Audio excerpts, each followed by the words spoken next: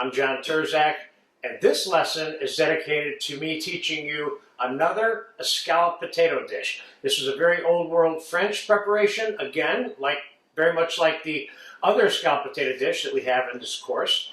And let's start by defining a couple of quick things before we get these potatoes in the pan and in the oven. First, escalope means thinly sliced. And what I have here is a series of thinly sliced potatoes. Now you can slice them by hand, or you can slice them like I did on a version of this, mandolin. And I'm going to slice the last potato that I have. It comes with a safety, but I've been using this for so long, I normally don't use the safety.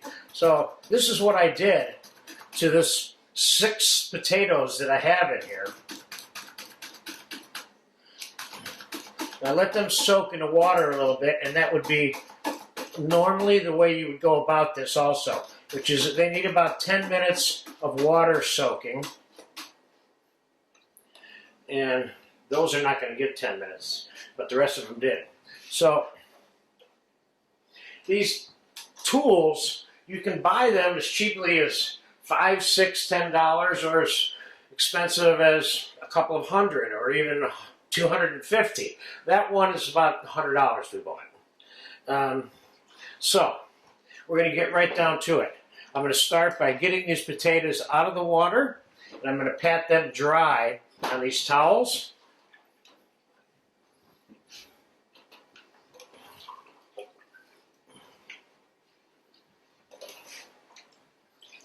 Like I said, I got about 6 to 7 medium-sized Idaho potatoes here that I peeled.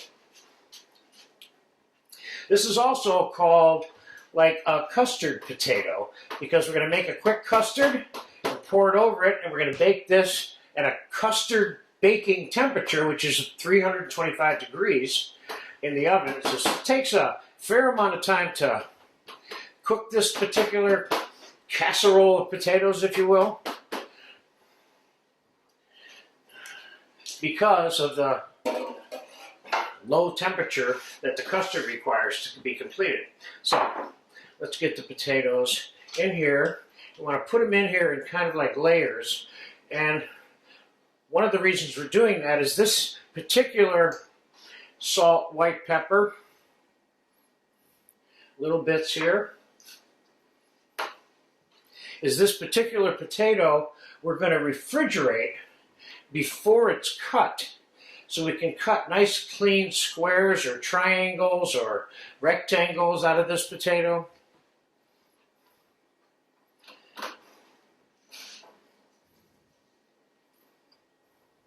This is a really good potato, and I hate to be redundant by saying this, but this is another item that I've made a few hundred times over the years, and it's a very nice potato. It looks good, people like it, and it's easy to prepare in advance, store in the fridge, and reheat when you want.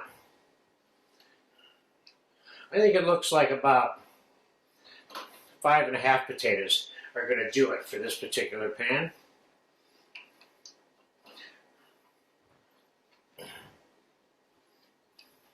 All right, let's go with that. Let's go with about 5½ potatoes. You just need to know to fill your pan like that, but you want something that's about 2 inches deep like that.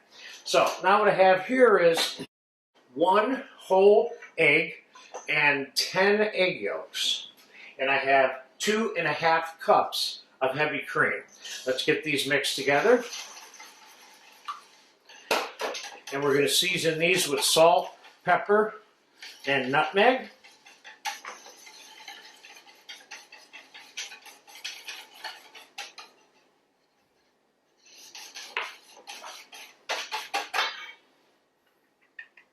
After it's all said and done, after these potatoes are cooled and I have them cut in the portion sizes that I want, we're going to put some Parmesan cheese and parsley on top when we reheat them and bake them in the oven to brown a little Parmesan cheese on top.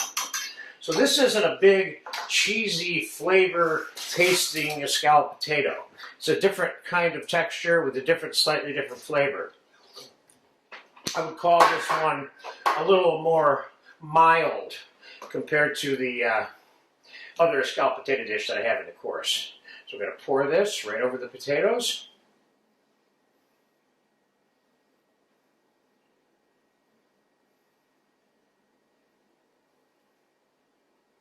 There you go.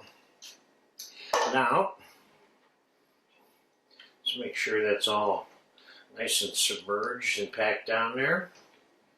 Now I'm going to take a sheet of aluminum foil and seal this up, and we're going to bake it the entire time covered with the foil.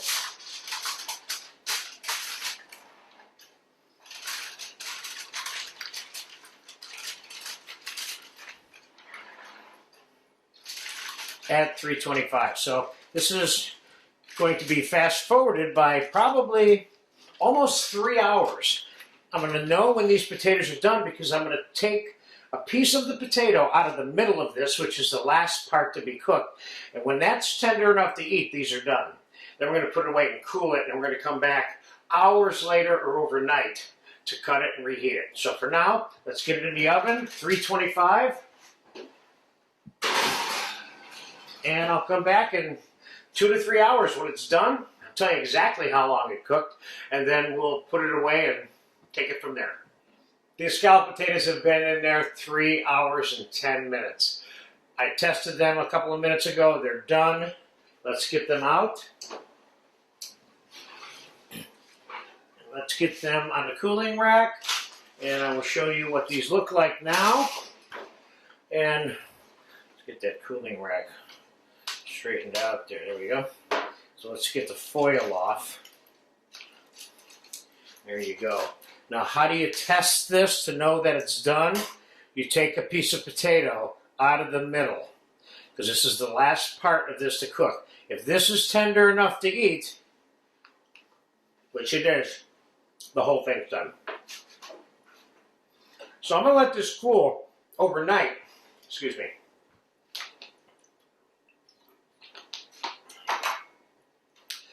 And I'm going to bring this back out for you tomorrow. We're going to fast forward this to tomorrow, like 10, 12, 13 hours from now. Then we're going to cut it when it's nice and cold and put some cheese on it and reheat it in the oven and brown it a little bit.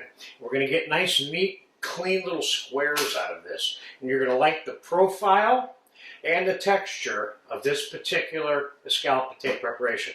So I'll see you fast forwarded tomorrow when this is cold, and we'll take it from there. Okay, these escalope potatoes are ice cold now. They've been overnight in the refrigerator, and see, they're kind of hard now.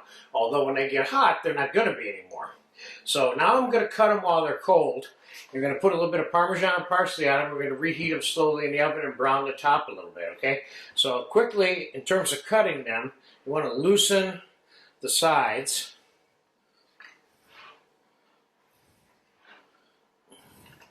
So that ultimately, when you're removing these later, let's see what kind of knife we want to use and how big pieces do we want to cut these. I'm going to cut these into squares, and I'm going to go 4 across this way. You want to make sure you cut all the way through so that when it comes time to take these individual squares out, they slip right out without getting stuck. See how the slices are nice and clean. If this was warm or hot, I would be tearing the food a little bit and would be preventing that nice clean cut. It's a little bit like cutting a quiche almost. So we'll go 4 by 4. So this little pan is going to end up with 16 little portions in it.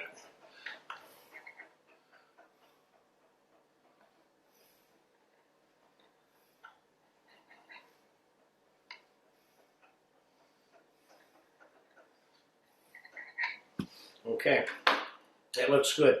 Now, I could take a spoon and pull one of these out right now. Matter of fact, why don't I do that? Let me show you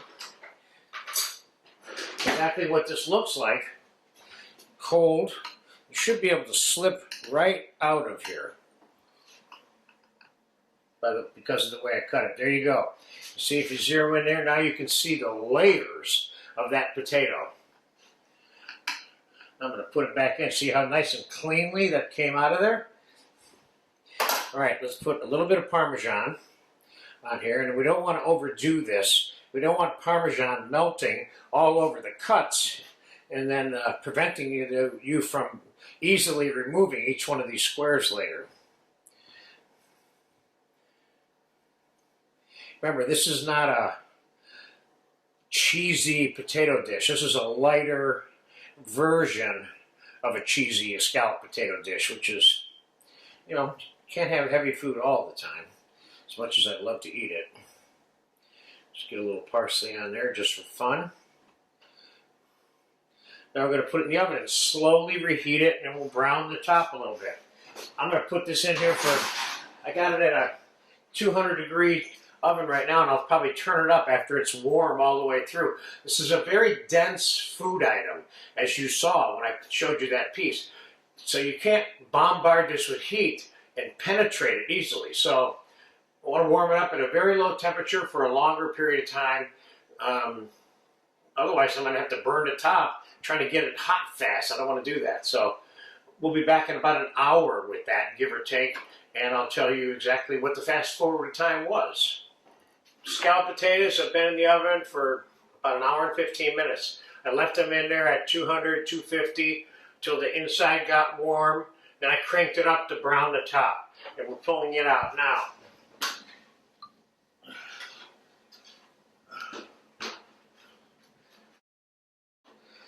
There you have it. Now, is this a gratin potato? Yes, it is. Let's see if we can successfully get one of these pieces out without completely destroying it. First piece, of course, is always harder to get out. There you go.